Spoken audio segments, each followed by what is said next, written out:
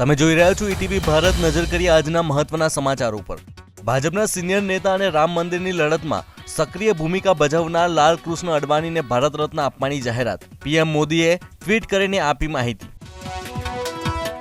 ઝારખંડના દુમકામાં રાહુલ ગાંધીની ભારત જોડો ન્યાય યાત્રામાં મોટી સંખ્યામાં લોકો જોડાયા. રાહુલ ગાંધીએ કહ્યું, અમારી સરકાર આવશે તો જ્ઞાતિ આધારિત વસ્તી ગણતરી કરાવીશું.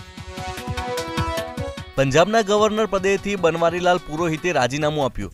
અંગત કારણોસર પોતાના પદ ઉપરથી રાજીનામું આપ્યાની વાત સામે આવી.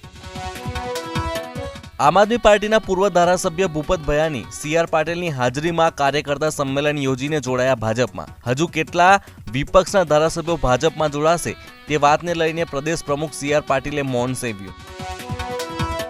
અભિનેત્રી પૂનમ પાંડેના નિધન મામલે નવો વળાંક સામે આવ્યો. સોશિયલ મીડિયા પોસ્ટ કરીને મૃત્યુના સમાચારને ગણાવ્યા ખોટા.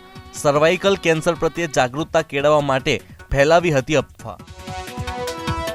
દાહોદના ફતેપુરામાં આદિવાસી સમાજની બેઠકમાં લેવાયા મહત્વના નિર્ણયો.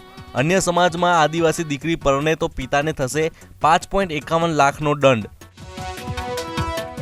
પીજીવીસીએલ ઓફિસ બહાર વિદ્યુત સહાયક ભરતીના ઉમેદવારો છેલ્લા 3 દિવસથી ધરણા પર.